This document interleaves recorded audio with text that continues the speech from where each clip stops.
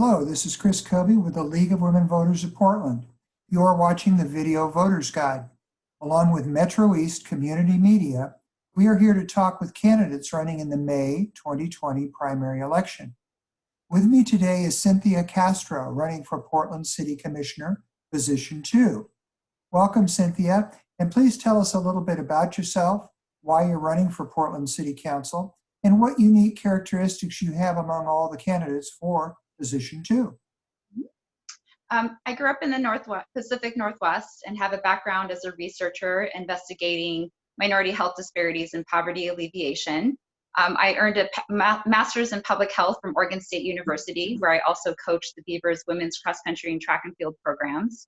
And for the last 6 years, I've proudly served our community as a Portland Parks and Recreation employee, most recently as the director of the Charles Jordan Community Center, as well as a senior policy advisor for Commissioner Amanda Frick. My husband, Dave, supports cancer research within OHSU's Knight Cancer Institute, and we have 2 kids enrolled in Portland Public Schools. One reason why I'm running is because I want to ensure that all Portlanders have their basic needs met, including stable housing, economic security, clean air, and clean water. As a former Portland Parks and Recreation employee, I also want to build on Commissioner Nick Fish's work to ensure that our Parks and Recreation system has a long-term sustainable financial model so that future generations of Portlanders can continue to enjoy it. I believe that Portland is made up of many unique neighborhoods. And one of the things that I want to advocate for is to make sure that no matter where you live in the city, you have the same level of expectations from your city government. Cynthia. And unique characteristics. So I think one thing that helps me stand out is just my qualifications. So I live in Southwest Portland, and through my experience with the city of Portland, I've had the opportunity to work in East Portland, as well as work in North Portland and downtown. So I've been close to the issues that our communities face on the front line. In addition, I'm somebody who's known as a collaborator, which I think is really important in our structured, especially important in our structured form of government. Well, let me ask you this, Cynthia. The pandemic that we're experiencing now and the resulting devastation of small businesses, city employee layoffs, and housing displacement will be with us for some time. As a commissioner, how would you seek to address this fallout, including the reduction in city revenue? Sure. So I believe that the city has made some great first steps in trying to support our community, but we can't do it alone. We definitely need state and federal support. I'm a City of Portland employee, and I know that we've already made some very difficult decisions within our institution by laying off hundreds of seasonal part-time employees earlier in the pandemic. And just today, we received an email that our non-represented employees are being asked to take 10 furlough days. So again, I know that our city is already having to make very difficult decisions. We're expecting a $100 million revenue loss, and that is I anticipate that as the longer that this pandemic goes on, the greater that revenue loss is going to end up being. So as a commissioner, I'm going to join my fellow council members and employees in, again, having to really take a hard look at our operations, look at the organization of our bureaus, look at our essential services.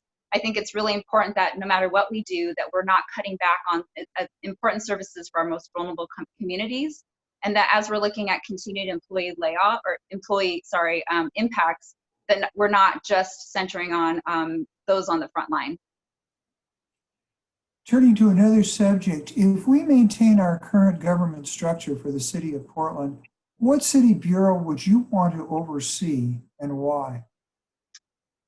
As a former Portland Parks and Recreation employee, that bureau is very special to me. I'm personally invested in it. And the position that I'm running for was Commissioner Nick Fish's, and in his portfolio was Portland Parks and Recreation, as well as the Bureau of Environmental Services. So I would be bringing in with me a lot of background with that bureau. When I first started with Portland Parks and Recreation, I oversaw our bureau strategic plan. I helped raise $1 million to preserve green space in the Coley neighborhood. I also helped provide increased services to at-risk youth. And then again, as the director of the Charles Jordan Community Center, I oversaw 8 union represented employees, a seasonal workforce of over 50 employees, a budget over $1 million, and a number of community partnerships to support community members of all ages and income levels.